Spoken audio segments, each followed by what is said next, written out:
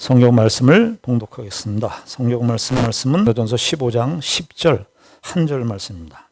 그러나 내가 나 된 것은 하나님의 은혜로 된 것이니 내게 주신 그의 은혜가 헛되지 아니하여 내가 모든 사도보다 더 많이 수고하였으나 내가 한 것이 아니요 오직 나와 함께 하신 하나님의 은혜로라. 아멘. 신약 성경은 총 27개의 성경으로 구성되어 있습니다. 구약 성경은 39권입니다. 외우기가 쉬워요. 39, 27. 그래서 총 66권입니다.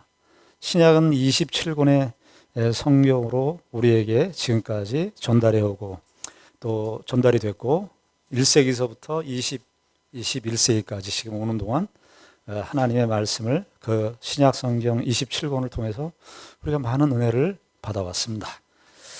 교회가 있으면서 성경이 없었던 적은 없었어요. 성경과 교회는 언제나 같이 갔었고 교회는 성경을 통해서 은혜를 받고 성경은 교회를 해석해주고 교회의 힘이 되었습니다. 그리스도인들은 그의 힘과 능력을 이 세상으로 받는 거 아니에요. 그리스도인들은 우리에게 은혜의 수단으로 주신 이 성경을 통해서만 우린 영적인 힘을 공급받고 하늘의 은혜를 덧입고 하늘에서 베풀어 주시는 그 신령한 축복과 은혜를 누리도록 되어 있습니다. 근데 자꾸 그리스도인들이 거기에서 근원을 찾지 않고 다른 데 가서 근원을 찾으려고 해요. 그러면 힘이 없어요. 네. 이 세상에서 사람들이 힘이라고 생각하는 그거에 이렇게 거기에 집착하고 그것을 추구하고 그래서 그것이 없으면 인생이 망한 것 같고 인생이 힘이 없는 것 같고 하나님께서 그렇게 하시지 않고 하나님의 백성들 특히 교회로 부름을 받은 하나님의 교회 백성들에게는 이 성경을 통해서 이 하나님의 말씀을 통해서 디모데후서에 의하면 하나님의 감동으로 기록된 하나님의 영이 모든 말씀 가운데 살아 숨쉬는 생기로 역사하시는 이 하나님의 말씀이 교회의 힘의 능력이고 신자의 능력의 원천이었습니다. 교회가 지금까지 그래도 유지할 수 있었던 가장 큰 원인을 우리가 골라라 그러면은 단 하나의 이유밖에 없습니다. 그것은 성경이 우리 교회 가운데 숨쉬고 있고 성경이 우리 가운데 말씀하고 있기 때문입니다. 그리스도인들은 이것을 통해서만 힘을 얻어야 되는 거예요. 성경 말씀을 통해서만 하나님께서 그의 백성들에게 계시하신 성경 말씀을 통해서 우리는 이 영적인 힘의 근원을 그 공급의 근원을 그 말씀을 통해서 받게 되어 있습니다. 그런데 신약 성경은 총 27권으로 기록되어 있는데 신약 성경 가장 많이 기록한 저자가 누굽니까? 신약 성경 총 27권 가운데 신약 성경 가장 많이 기록한 저자가 있습니다. 누굽니까? 비읍으로 시작해요. 박정희? 아니. 비읍으로 시작하는데 바울입니다. 사도 바울. 몇 개의 서신을 썼냐면요. 27권 가운데 13개 반 이상을 썼습니다. 요즘에 최근에 신약 학자들은 이제 14개 서신이라고 얘기하시는 분들도 있어요. 뭐까지 포함해서 그러냐면 히브리서까지를 포함해서 14개 서신이라고 말하는 사람이 있습니다. 또 베드로 사도나 또 사도 요한도 이렇게 보니까 우리가 다 실제적으로 만났던 그런 기록들은 없지만 베드로 전서도 보면 바울을 언급한 걸 보면 베드로 사도나 사도 요한도 바울의 가르침을 바울의 교훈을 서로 공유하지 않았는가. 그래서 상당 부분 신약 성경의 대부분은 이 사도 바울이 썼습니다. 그런데 여러분 이 13개 혹은 14개의 서신 중에 바울의 삶, 바울의 신앙 그리고 그 바울의 그 신학까지 바울의 모든 어떤 그 사상 이런 것들을 담아내는 하나의 표현을 여러분들 생각해 보신 적이 있으십니까? 우리가 어떤 사람을 이야기할 때 그 사람 여러 가지로 이야기할 수 있지만 한 문장으로 그 사람의 삶을 이렇게 한 문장으로 요약해서 말한다면 어떤 문장으로 우리가 이야기할 수 있을까? 여러분들은 여러분들의 삶을 한 문장으로 만든다면 어떤 문장으로 여러분들 자신의 삶을 이렇게 요약할 수 있겠습니까? 죄송합니다. 제가 질문을 해서 생각을 해보신 적이 없습니다. 그렇죠? 오늘 고린도전서 15장 10절에 있는 이 말씀을 읽었습니다. 바울 사도의 삶, 바울 사도의 신앙, 바울 사도의 어떤 실존. 여기 내가 나 된 것은 이것은 실존적인 표현이에요. 내가 나 됐다. 이 실존주의 철학은 17세기에 나왔거든요. 데카르트라고 하는 사람이 그 실존주의 철학의 아버지라고 불리는 사람인데, 이 사람이 생각한다 고로 나는 존재한다. 이게 실존론적인 고백. 생각을 하는 게 곧 나다 이렇게 고백을 했어요. 그러나 17세기 훨씬 이전에 1세기 때 우린 뭐 성경 말씀을 그저 바울 사도의 이 15장 10절에 있는 말씀 너무나 잘 아는 말씀이고 익히 아는 말씀이니까 그냥 쓱 읽을 수 있습니다만, 사실은 1세기 때의 성경을 기록한 이 사도 바울이 실존주의를 이야기한다면 바울의 이 고백, 바울의 이 표현, 내가 나 된 것은, 된 것이라 이렇게 되어 있지만 사실은 조금 더 의미를 살려서 직역으로 하자면 내가 나인 것은 이거, 내가 나인 것은 이거죠. 내가 나인 것은 이 아주 뭐 성경의 실존론적인, 자신의 존재의 실존론적인 표현을 골라라 그러면 이 바울 사도의 고린도전서 15장 10절의 이 말씀, 내가 나인 것은, 내가 나 된 것은, 이 표현이, 이 문장이 사실은 굉장히 의미 있는, 여러분들 우리는 나로 삽니다. 다 나로 살아요. 나로 삽니다. 그런데 나를 어떻게 생각하느냐, 나를. 우리는 이 주변의 이웃을 너무, 주변의 상대방, 물질이나 사물이나 어떤 사람들이나 이런 걸 보니까 우리는 그 사람들을 보기 쉬운데, 사람이라고 하는 존재는 근본적으로 내가 누구인가, 내가 나에 대해서 어떤 생각을 갖고 있는가, 내가 나에 대해서 무슨 생각을 갖고 있는가가 이게 아주 가장 중요한 생각입니다. 내가 나에 대해서. 바울 사도는 이 고린도전서 15장이 부활에 관한 내용입니다. 부활에 관한, 예수 그리스도의 죽으심과 부활에 관한 내용을 쭉 논증하고 설명하는 그 말씀인데, 그 부활에 관한, 예수 그리스도께서 이 땅에 오셔서 예수 그리스도께서 이루신 사역의 최고 절정이라고 할 수 있는 그 부활 사건을 이야기하면서 자신의 존재를 보는 거예요. 내가 나인 것은, 내가 나 된 것은, 나의 나 된 것은.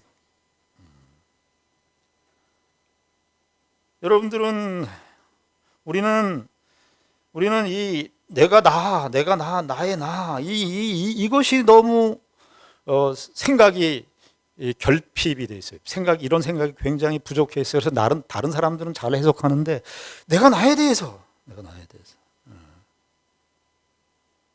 시편에도 보면요, 시편 40편에 이런 비슷한 표현이 뭐냐면, 시편 기자가 말입니다, 자기 인생이 고통스러운 거예요. 고통스럽고 힘드니까 무슨 표현을 하느냐 하면, 하나님 한편으로는 고통스럽고 힘든데 자기 자신을 이게 바깥으로 나와가지고, 이 바깥으로 좀 유체 이탈이라 그러나, 유체 이탈을 해서 자기의 영혼을 향해서 말하는 거예요. 내 영혼아, 왜 어찌하여 낭망하며 낙심하여 떠는가. 이렇게 자기 영혼을 이렇게 객관화시켜서, 나라고 하는 것은 아주 가장 주관적인 것인데, 주관적인 실체인데, 그 주관적인 실체를 벗어나서 나의 영혼에 대해서, 네 영혼이 어떻게 그렇게 어찌하여 낭망하며 심히 불안하여 떠는가 그러면서 스스로에게 말하죠. 하나님을 바라라, 이렇게 얘기하죠. 이 성경이 그런 걸 보면, 이 실존 철학에 대해서 이미 성경에서 말해주고 있는 거예요. 바울 사도는 뭐라고 얘기합니까? 우리가 잘 아는 대로 자기 된 것은 뭐라고 표현한 겁니까? 하나님의 은혜라. 아주 짧은 예예요. 이게 헬라어 문장으로는 6개의 단어로 되어 있어요.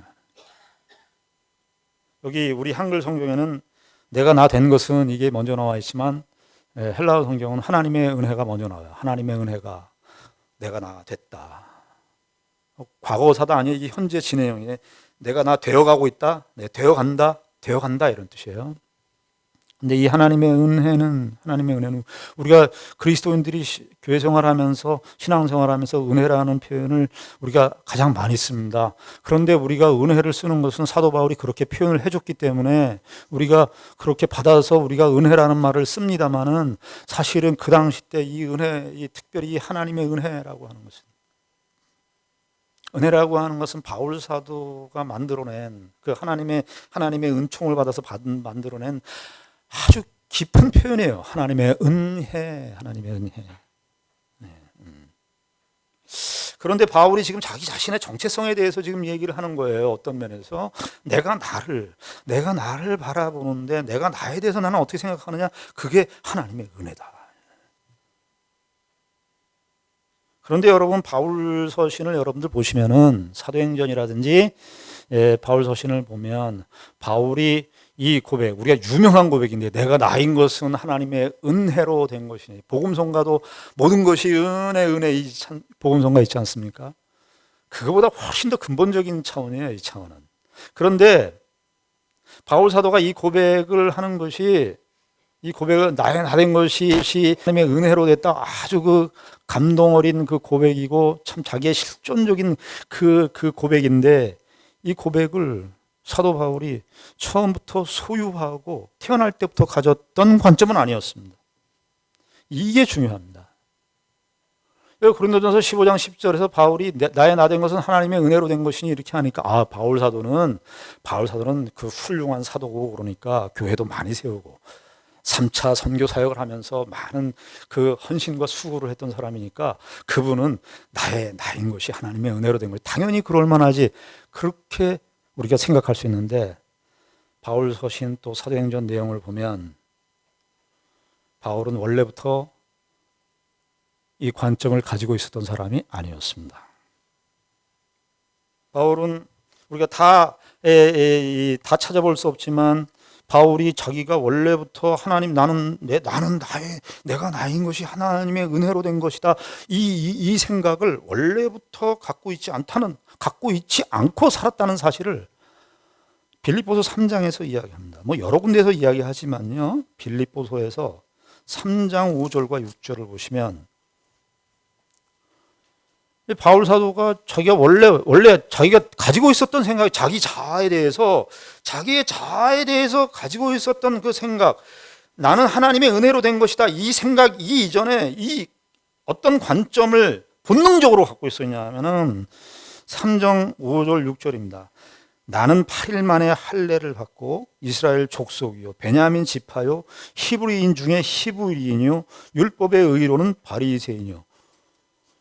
이게 그리고 6절은 열심으로는 교회를 박해하고 율법의 의로는 흠이 없는 자라. 이게 바울 사도가요. 고린도전서 15장 10절에서 나는 나의 나 된 것이 하나님의 은혜로 된 것이다. 그거 이전에 갖고 있었던 것입니다. 이 생각이.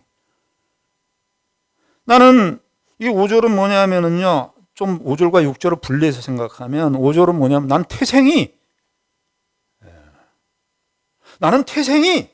8일 만에 할례를 받은 거예요. 이스라엘 족속이다. 베냐민 지파라고 하는 것은 이스라엘 역사 속에서 이스라엘의 초대 왕 지파가 사울 왕 아닙니까? 사울 왕이 베냐민 지파 사람입니다. 그러니까 이 말 속에는 뭐냐 하면은 바울 사도가 자기가 예수 믿기 이전에 가졌던 자기 정체성인데요. 정체성을 어떻게 생각하고 있었냐 하면은 나는 왕족 가문이다 이렇게 생각한 거예요. 히브리인 중에 히브리인이요. 이것은 히브리인 중에 히브리인이 아주 골수 히브리. 이건 다 자기에게 주어진 태어날 때부터 주어진 자기의 정체성이었습니다. 이게요.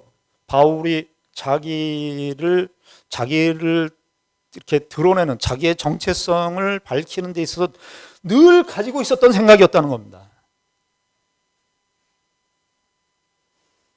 그리고 우리가 바울 사도가 로마의 시민권도 가지고 있었습니다. 그 이스라엘 북쪽에 올라가면 터키인데요. 터키 이 소아시아 지역의 다소라고 하는 곳에서 사도 바울은 태어났습니다.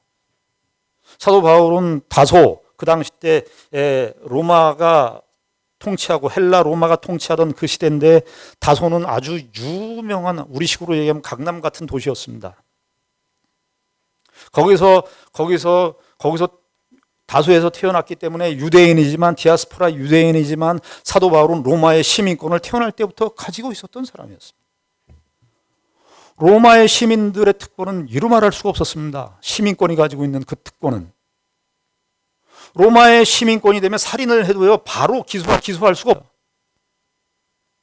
여러분 미국의 시민권자들이 요즘도 굉장히 중요하지 않습니까? 영주권, 제 목사님 아는 목사님 페이스북에 글을 올리는 게 영주권 얻기 위해서 지금 계속해서 대사관 찾아가고 그런 얘기들이 나오는데 영주권 갖기 위해서 그렇게 하는데 시민권자를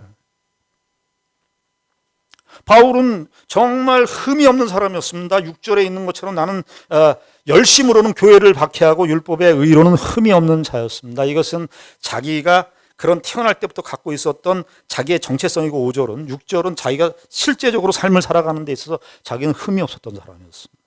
이거를 바울이 어떻게 했다는 거야? 이전부터 태어날 때부터 가지고 있었던 자기 자랑의 근거였습니다. 자기의 정체성이었습니다. 여러분, 사랑하는 우리 성도 여러분, 죽전남북의 모든 성도 여러분,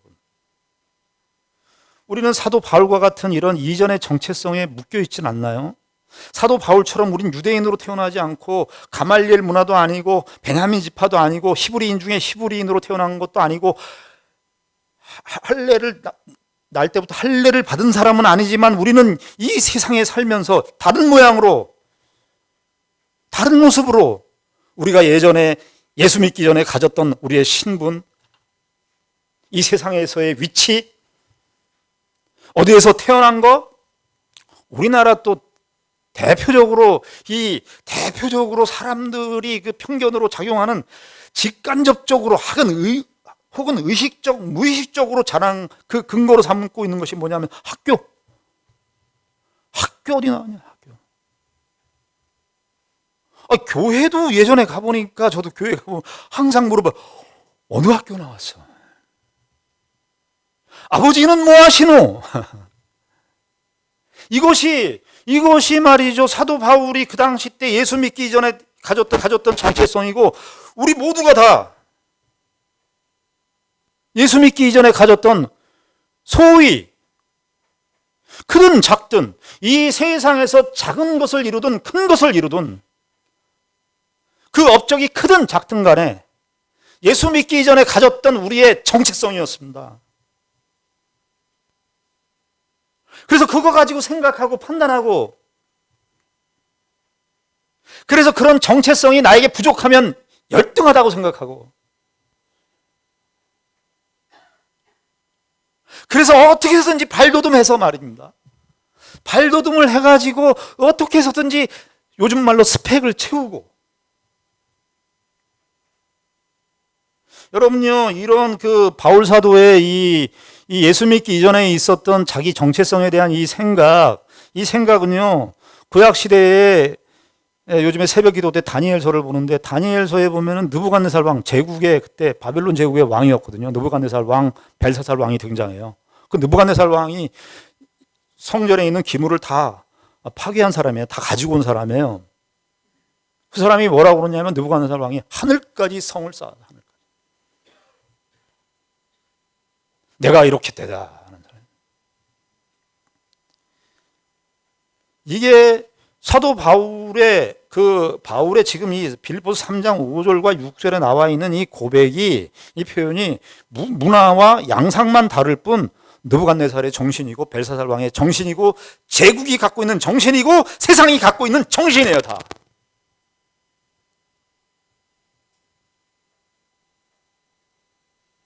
우리가 힘들어하는 거, 우리 인생에 힘들어하는 거, 그 힘들어하는 그 시험 받고 힘들어하는 거기에 내용에 가보면 결국은 이 문제라. 예. 바울이 빌립보서 3장에서 이 얘기를 3장 5절부터 6절까지 이야기하고 난 다음에 뭐라고 그러죠? 배설물로 여겼다는 거예요, 이거요.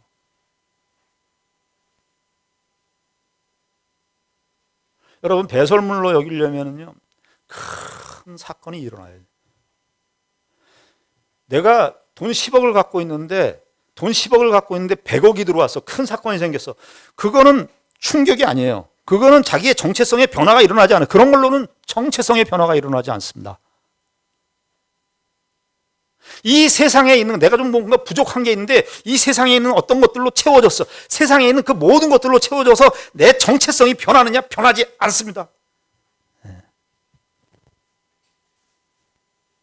바울 사도는 우리가 잘 아는 대로 사도행전 9장에서 예수 그리스도를 만납니다.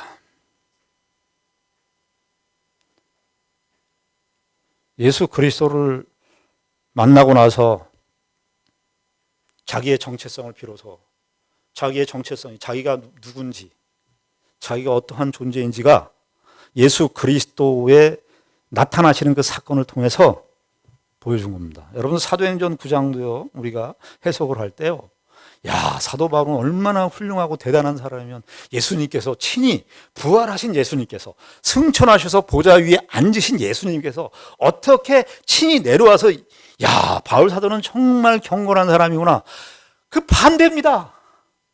바울 사도가 지금 이야기하는 것처럼 난지 8일 만에 할례를 받고 히브리인 중에 히브리인이고, 예?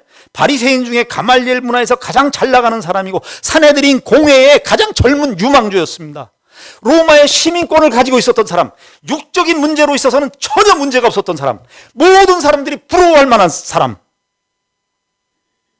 하나님의 입장에서 이 사람을 꺾으려면,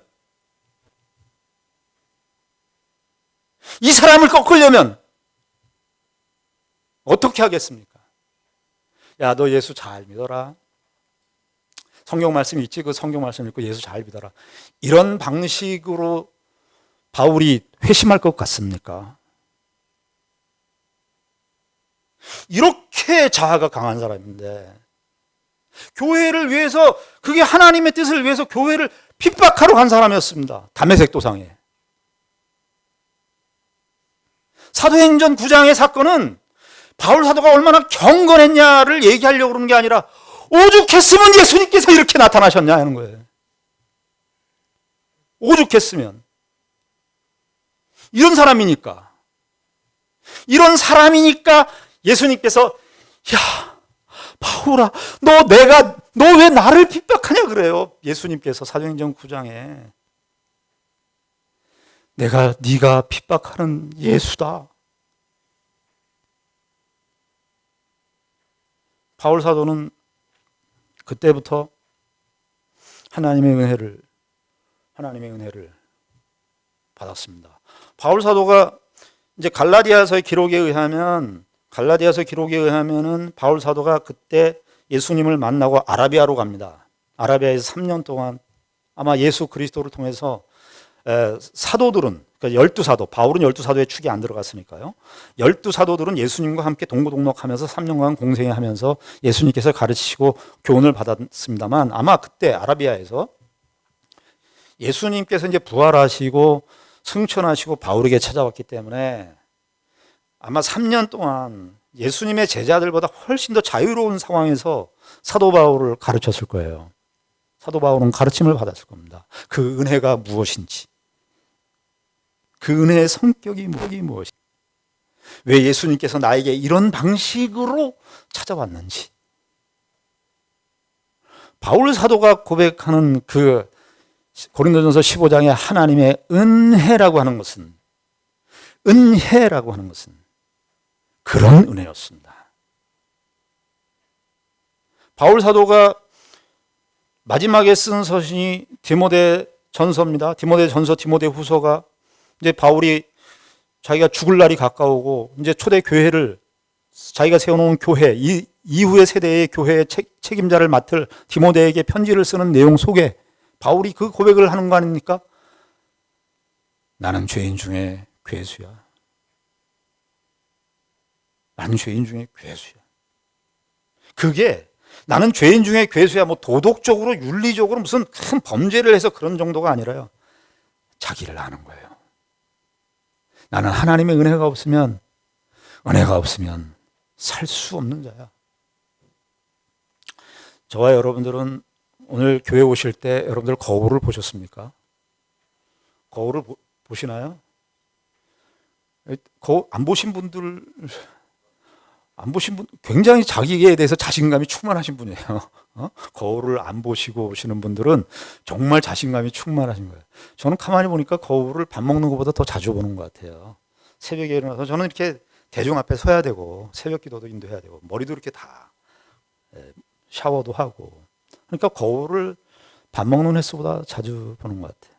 근데 여러분, 인간은요 거울을 만나야 돼요. 거울.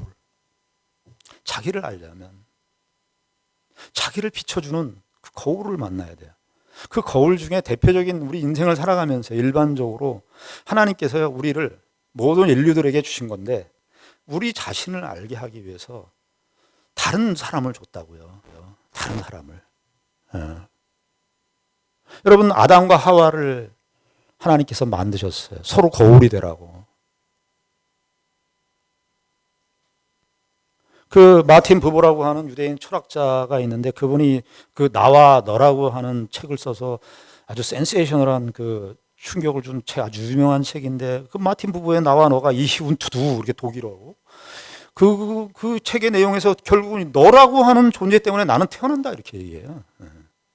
나라고 하는 이 언어는, 나라고 하는 이 단어는 너가 있어서 내가 있다는 거예요. 너가 있으므로 내가 나라고 하는 것이 비로소 드러난다는 거예요. 그 사람은 뭐라고 얘기까지 하냐 하면은 네가 있어서 내가 태어난다 그래. 내가 태어난다. 기독교 그 유대인 구약 그 유대계 철학자니까 그래도 구약 성경의 창조 스토리를 알고 있는 거죠. 그것을 이렇게 확장시켜서 자기의 철학화를 한 건데, 여러분 인생이 우리가 거울을, 우리의 화장실에 있는 거울은 내 자신을 그냥 내 외모밖에 안 보이는 거예요. 하나님께서 우리에게 인생에 나를 정말 볼 수 있도록 거울을 다 주셨는데 그 거울이 누구냐면 여러분들 주변에 있는 사람들입니다. 여러분들 만나는 사람들. 교회도 여러분들 다 거울이에요. 저 사람을 통해서 내가 보여주는 거예요. 내가 나를 생각하고 나를 파악하는 것보다 어떤 면에서 나를 오랫동안 보고 있고 나를 오랫동안 아는 사람이 나를 더 잘 알을 수 있어요. 그런데 나를 더 잘 아는 사람일수록 우리가 기피해요. 왜냐하면 나의 그 억지스러운 부분, 나의 고집스러운 부분, 그런 거를 자꾸 지적하고 이야기하니까 싫지요. 그래서 부부는 힘든 거예요. 부부는 힘든 거예요. 거울이 둘이 만나가지고 계속해서 거울 노릇을 하니까. 그런데요, 그 거울을 잘 받아들여야 돼요. 그 거울 속에 비친 내 모습, 무슨 유행가 가사 같기도 하고요. 거울 속에 비친 내 모습. 여러분들 좋은 사람, 여러분들한테 좋은 말 해주고 여러분들에게 칭찬해주는 그런 거울을 보고 싶죠. 그 옛날에 뭐 그 마녀가 그랬나요? 거울아 거울아 누가 제일 예쁘니? 뭐 내가 아니야 아주머니가 제일 예뻐요. 그런 거울을 만나고 싶잖아요. 다 우리가 마녀 같은 속성을 갖고 있어서. 그런데 그러다 보면은요, 그런 자기에게 잘해주는 사람, 자기의 칭찬만 해주는 사람, 자기 좋아해주는 사람, 나를 따르는 사람, 그 사람 그런 거울들만 보기 시작하면은 한 면만 발전이 돼. 한 면만. 영화 배우들 중에 그런 거 이렇게 있죠. 왜 사진 기자들이 와서 사진을 찍어줄 때, 저는요 왼쪽이 좋거든요. 왼쪽만 찍어주세요. 오른쪽은 찍지 마시고. 여러분, 우리의 삶 속에서 거울을 만나야 돼요. 거울이 우리에게 있어야 나 자신을 비로소 볼 수 있어요. 나는 누구인가라고 하는 이 데미안이 쓴, 헤르만 헤세의 데미안이 쓴 그 책에 보면은 결국은 인생은 나를 찾아가는 여정이라 그렇게까지 얘기할 정도로 내가 누구인가. 내가 혼자 있으면 내가 신이죠. 그러나 우리 인생, 다른 사람들의 거울을 통해서 나를 봐야 돼요. 그런데 이것으로는 온전하지가 않습니다. 왜냐하면 그 사람의 그 사람 거울이 중요한데 그 사람 거울이 정말 완벽한 사람 거울이 있어야 돼요. 그게 누구겠습니까? 예수 그리스도시죠. 예수 그리스도께서 그냥 하늘에서 이 예수 그리스도께서 하늘에서 그냥 야 내가 너희들 구원을 받아라 이렇게 하지 않았어요. 저는 오늘 이 고린도전서 15장 10절에 있는 말씀이 아주 그 유명한 문장이고, 저는 신약 성경에서 두 개의 유명한 문장을 딱 두 개로 골라라 그러면은 하나는 이 고린도전서 15장 10절이고 하나는 요한복음 1장 14절입니다. 말씀이 육신이 되어 우리 가운데 거하시며.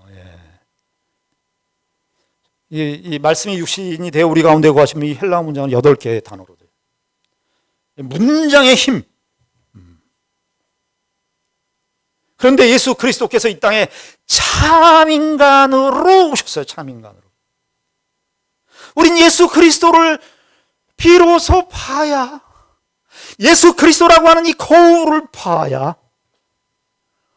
우리 자신을 보게 되는 겁니다. 그런데 여러분, 예수 그리스도라고 하는 거울을 봐야 우리 자신을 볼 수 있다, 이 말을요 이렇게 생각하시면 안 됩니다. 아, 예수님이 착한 일 하셨으니까, 선한 일 하셨으니까, 어려운 자들을 돌보셨으니까 나도 그렇게 예수님을 모범을 삼아서 4대 성인 중에 한 사람처럼 예수님처럼 나도 그렇게 살아야지, 그런 차원으로 예수님의 거울을 이용하시면 안 됩니다. 예수님의 오심에 예수님이 이 땅에 왜 오셨죠?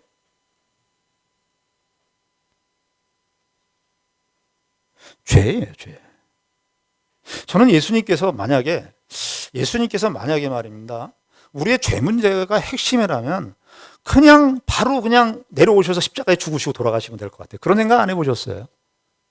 근데 예수님은 하나님이신 예수 그리스도께서는 그렇게 안 하시고 똑같이 아기의 몸으로 이 땅에 오셨어요. 말구유로. 인간의 모든 질고를 다 아시는 존재로 오셔야 됐어요. 그런데 예수 그리스도의 그 오심에 예수 그리스도께서 이 땅에 성육신하시고 예수님의 이 자기 비하, 낮아지심, 셀프 휴밀리에이션이라고 하는데 사중 비하예요. 성육신 1차 비하. 두 번째 단계는 이 땅에서 33년간의 공생애를 사시면서 순환을 당하시는 거. 바리새인과 서기관들과 종교 지도자들이 얼마나 순환을 당하십니까? 순환을 당하시고 십자가에 달리시는 데까지 순환 당하시고, 그리고 세 번째 비하, 낮아지심은 뭐냐면 죽으심이에요. 결국은 죽으셨어요. 그리고 네 번째 낮아지심은 뭐냐면 무덤에 장사된 거예요. 3일 동안. 다 뭐죠? 우리의 죄 때문에. 전 기독교 교회 사역을 하면서, 전도사 생활을 하면서, 지금까지 목회하면서 참 죄를 가르치는 게 힘들더라고요. 왜 그러냐 하면 죄에 대한 이해를 못하는 것이 아니라 가지고 있는 기본적인 우리 마음의 반항이 있는 거예요. 내가 무슨 그렇게 죄인인가? 내가 일상적으로 무슨 흉악한 살인범처럼 내가 행동하는 것도 아닌데 내가 그렇게 무슨 죄인인가? 그게 죄예요, 그게 죄. 여러분, 바울 사도만큼 훌륭하세요? 여러분, 바울 사도만큼 윤리적이세요? 바울 사도만큼 여러분들이 정말 모범적인 사람들한테 정말 인정을 받는 그런 사람들입니까? 그러면 죄인이라고 말씀하시면 안 돼요. 죄인이 아니라고 말씀하시면 안 됩니다. 우리보다 경건성이라든가 윤리성이 훨씬 뛰어난 사도 바울이 자기는 자고, 바울이 이 자신의 죄인이라고 하는 이 사실을 어디에서? 십자가에서.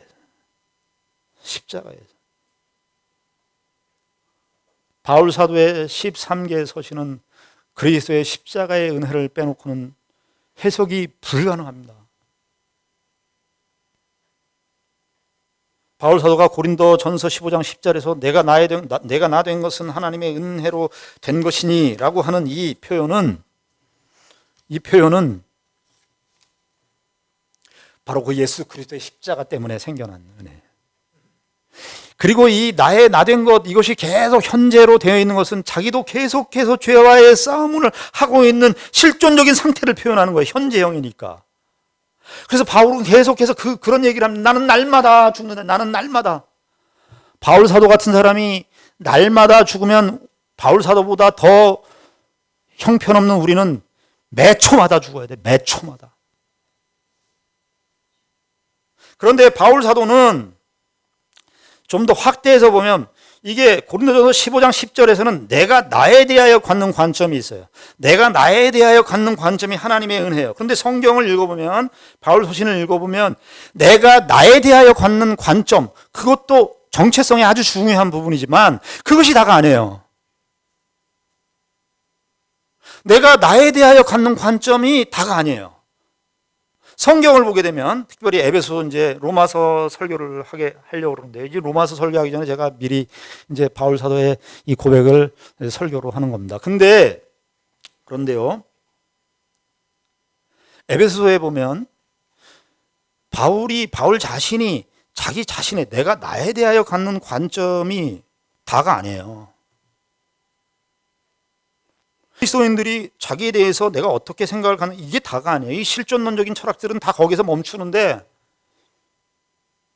성경은 내가 나에 대하여 갖는 관점, 그것만 있는 것이 아니라 그리스도께서, 하나님께서 좀 더 신학적인 용어를 동원하면 삼위일체 하나님의 구원의 경륜 속에서, 그러니까 하나님께서 나를 바라보시는 관점이 있는 거예요. 이 관점이 약해요, 우리가. 삼위일체 하나님, 나하고 상관없어요. 나하고 상관없이 나의 도움과 내 노력과 나의 찬성과 나의 의견과 이거 상관없이 객관적인 삼위일체 하나님께서 나를 바라보시는 관점이 있는 거예요. 그 관점.